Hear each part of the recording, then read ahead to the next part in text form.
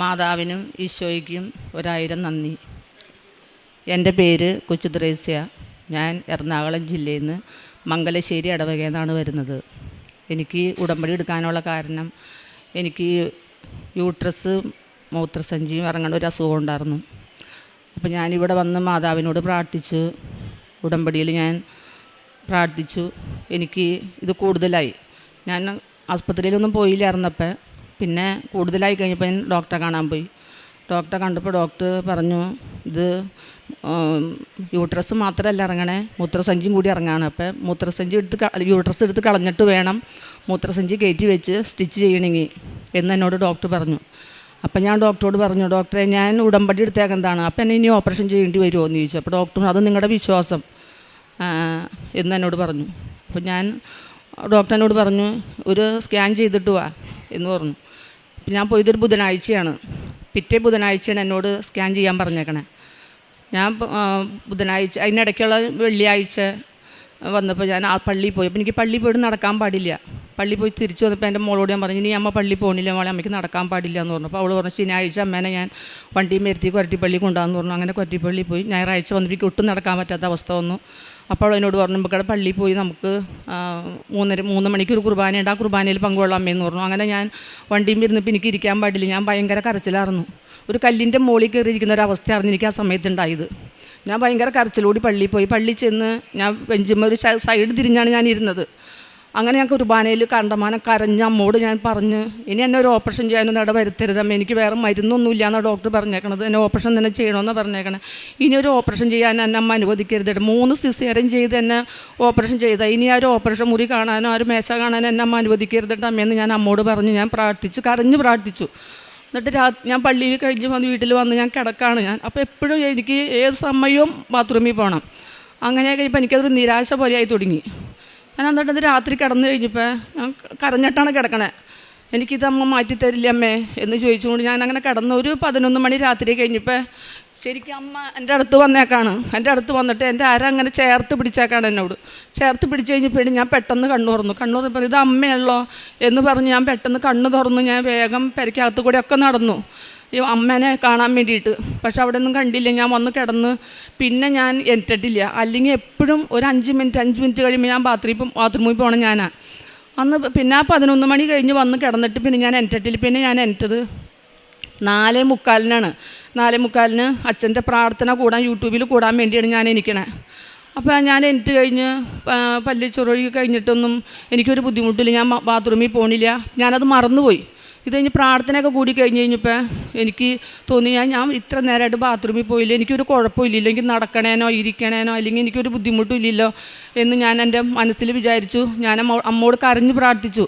ഇത് കഴിഞ്ഞ് എന്നോട് സ്കാൻ ചെയ്യാൻ പറഞ്ഞേക്കുന്നത് വ്യാഴാഴ്ചയാണ്. ഞാൻ വ്യാഴാഴ്ച സ്കാൻ ചെയ്യാൻ ചെന്നപ്പോൾ ഡോക്ടർ എന്നോട് പറഞ്ഞു, ഞാൻ ഇങ്ങനെ കിടക്കാൻ പറഞ്ഞ് കിടന്ന് സ്കാൻ ചെയ്ത് കഴിഞ്ഞപ്പോൾ ഡോക്ടറിനോട് ചോദിച്ചു, നിങ്ങൾക്ക് എന്താ അസുഖമെന്ന് ചോദിച്ചപ്പോൾ ഞാൻ പറഞ്ഞു, എനിക്കിങ്ങനെ മൂത്രസഞ്ചി ഇറങ്ങലും യൂട്രസും ഉള്ള ബുദ്ധിമുട്ടാണെന്ന് പറഞ്ഞപ്പോൾ ഡോക്ടർ പറഞ്ഞു, എന്നോട് സ്കാൻ ചെയ്ത ഡോക്ടർ പറഞ്ഞു, ഞങ്ങൾ ഇതിനകത്ത് നോക്കിയിട്ടൊരു കുഴപ്പം കാണാനില്ല, പിന്നെ എന്തിനാ ഇപ്പോൾ സ്കാൻ ചെയ്യണമെന്ന് ചോദിച്ചു. അപ്പോൾ ഞാൻ പറഞ്ഞു, ഡോക്ടർ ഇതിനകത്ത് എഴുതി തന്നിട്ടുണ്ടല്ലോ, അതിന് വേണ്ടിയാണ് സ്കാൻ ചെയ്യണമെന്ന് പറഞ്ഞു. അത് കഴിഞ്ഞുകൊണ്ട് എന്നോട് ഒന്ന് ബാത്റൂമിൽ പോയിട്ട് വന്നു പറഞ്ഞു. രണ്ടാമത് ഞാൻ ബാത്റൂമിൽ പോയി വന്നുകൊണ്ട് തിരികെ അവർ സ്കാൻ ചെയ്തപ്പോൾ എന്നോട് പറഞ്ഞു, ഒരു അസുഖം കാണാനില്ല ചേച്ചിക്ക് എന്ന് പറഞ്ഞു. ഈ റിസൾട്ട് കൂടെ ഡോക്ടറെ കാണിക്കാൻ പറഞ്ഞു. ഡോക്ടറെ കാണിച്ചപ്പോൾ ഡോക്ടർ പറഞ്ഞു, ഇപ്പോൾ ഒരു കുഴപ്പമില്ല കേട്ടോ, ഇതുവരെ ഒരു കുഴപ്പം എനിക്ക് 3 വർഷമായി ഇതുണ്ടായി തുടങ്ങിയിട്ട്. പക്ഷേ ഞാനത് വീട്ടിൽ പറയാതെ മക്കളെ ഒന്നും അറിയിക്കാതെ ഞാനിങ്ങനെ നടക്കാറുണ്ട്. പക്ഷേ എനിക്ക് കൂടുതലായി കഴിഞ്ഞപ്പോഴാണ് ഞാൻ എൻ്റെ മരുമോളോട് പറഞ്ഞത്. അങ്ങനെയാണ് ഞാൻ ആസ്പത്രിയിൽ പോയത്, ഇവിടെ വന്ന് ഉടമ്പടി എടുത്തതും. പിന്നെ എനിക്ക് അന്ന് തുടങ്ങി ഇപ്പോൾ 2025 ഞാൻ സ്കാൻ ചെയ്തത്. ഇപ്പോൾ ഒരു വർഷം, ഈ ജൂലൈ 24 വരുമ്പോൾ ഒരു വർഷമാവും. ഇതുവരെയായിട്ട് എനിക്ക് ഒരു കുഴപ്പമില്ല, ഞാൻ സുഖമായിട്ട് നടക്കണു. എനിക്ക് മാതാവ് തന്ന അനുഗ്രഹങ്ങൾക്ക് ഞാൻ 1 കോടി നന്ദി പറയണം. അതുപോലെ പിന്നെ അനുഗ്രഹങ്ങൾ എൻ്റെ വീട്ടിൽ എൻ്റെ മോൻ്റെ മക്കൾക്കും എൻ്റെ മോൾക്കുടെ പരീക്ഷയും മോൻ്റെ ചുമ മാതാവ് വന്ന് തേൻ തന്ന് അതെൻ്റെ മോൻ്റെ ചുമ മാറിയതും പിന്നെ എൻ്റെ മോക്കടെ പരീക്ഷയിലും വിജയിച്ചതും നല്ല മാർക്ക് കൂടി എൻ്റെ മോള് വിജയിച്ചു. അങ്ങനെ എൻ്റെ കുടുംബത്തിൽ സമാധാനം, എൻ്റെ മോൻ്റെ ജോലി കാര്യങ്ങളും ഒക്കെ എനിക്ക് മാതാവ് നടത്തി തന്നു. ഞാൻ മാതാവിനും ഈശോയ്ക്കും 1 കോടി നന്ദി പറയുന്നു. പിന്നെ ഞാൻ പ്രേക്ഷിത പ്രവർത്തനം ചെയ്ത് പത്രം കിട്ടുമ്പോൾ ഞാനത് കൊണ്ടുവന്ന് പള്ളികളിലാണ് കൊടുക്കണത്. എനിക്ക് ഒരുപാട് സമയം പോയി നിൽക്കാൻ പറ്റാത്ത കാരണം ഞാൻ പള്ളികളിൽ കുർബാനയ്ക്ക് പോകുമ്പോൾ പള്ളി കൊടുക്കും. പിന്നെ കാരുണ്യ പ്രവർത്തി എന്ന് പറയുന്നത് ഞാൻ ഇപ്പോൾ ക്യാൻസർ രോഗികൾക്ക് അങ്ങനെ എൻ്റെ കയ്യിലായത് ഞങ്ങളുടെ കയ്യിലായത് കൊടുക്കും. പിന്നെ അങ്ങനെ വഴിയരികിൽ കാണുന്നവർക്ക് പൈസ കൊടുക്കും, ഭക്ഷണം കഴിക്കാനുള്ള കാശ് കൊടുക്കും. അങ്ങനെയാണ് ഞാൻ ചെയ്യണത്. പിന്നെ പള്ളി പോക്ക് ഞാൻ ആദ്യം ദിവസം പോയിക്കൊണ്ടിരുന്നു. ഇപ്പം മോന് കൊച്ചുള്ളത് കൊണ്ട് ക്ലാസ്സിൽ പോണത് കൊണ്ട് എനിക്ക് അങ്ങനെ ഒന്നും പോകാൻ പറ്റില്ല. അപ്പം ഞാൻ ശനി ഞായറും മാത്രം ഞാൻ പള്ളിയിൽ പോവുള്ളൂ. 15 ദിവസം കൂടുമ്പോൾ ഞാൻ കുമ്പസാരിക്കാനായിട്ട് പോവും. അതാണ് എൻ്റെ കാര്യങ്ങൾ. ഈശോയ്ക്കും പരിശുദ്ധ അമ്മയ്ക്കും ഞാൻ 1 കോടി നന്ദി പറയുന്നു എനിക്ക് ചെയ്തു തന്ന അനുഗ്രഹങ്ങൾക്ക്. സങ്കീർത്തനങ്ങൾ 118 6 മുതലുള്ള വാക്യങ്ങൾ. കർത്താവ് എൻ്റെ പക്ഷത്തുണ്ട്, ഞാൻ ഭയപ്പെടുകയില്ല. മനുഷ്യന് എന്നോട് എന്തു ചെയ്യാൻ കഴിയും? എന്നെ സഹായിക്കാൻ കർത്താവ് എൻ്റെ പക്ഷത്തുണ്ട്. പരിശുദ്ധ അമ്മയുടെ പ്രത്യക്ഷീകരണ സാക്ഷിയായിട്ട് കൊച്ചു ത്രേസ്യ ഡേവിസ് എറണാകുളം തൻ്റെ അനുഭവസാക്ഷി നമുക്ക് മുമ്പിൽ പങ്കുവെക്കുകയായിരുന്നു.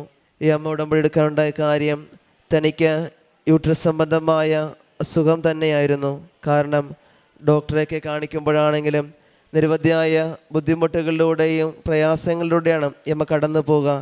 ഓപ്പറേഷനൊക്കെ വേണമെന്ന് പറഞ്ഞിട്ടുണ്ടായിരുന്നെങ്കിലും എന്നാൽ രണ്ടാമത് ഡോക്ടറെ കാണാൻ ചെല്ലുമ്പോൾ അത് ഡോക്ടർ തന്നെ സംശയത്തോടെയാണ് ചോദിക്കുക, അത് കുഴപ്പമൊന്നും ഇല്ലാത്ത രീതിയിൽ. എന്നാൽ പരിശുദ്ധമൊരു വലിയ ഇടപെടലാണ് ഈ അമ്മയുടെ വിശ്വാസപൂർവമായ ഉടമ്പടിയോട് ചേർന്നുള്ള വലിയ പ്രാർത്ഥന തന്നെയാണ് ഈ അമ്മയ്ക്ക് പൂർണ്ണമായിട്ടുള്ള രോഗസൗഖ്യം ലഭിക്കുകയൊക്കെ ചെയ്യുന്നത്.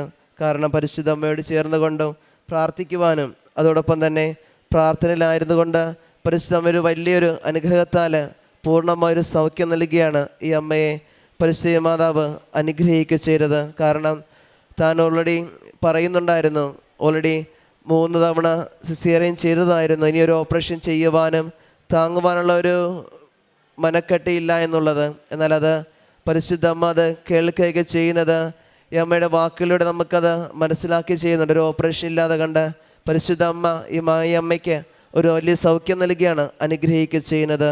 ഇനി ഈ അമ്മയുടെ ജീവിതത്തിൽ മുമ്പോട്ട് പോകുമ്പോൾ പരിശുദ്ധ അമ്മയുടെ അനുഗ്രഹങ്ങളും പ്രത്യക്ഷങ്ങളും സാക്ഷിയാക്കി മാറ്റണമേ എന്ന് നമുക്ക് പ്രാർത്ഥിക്കാം.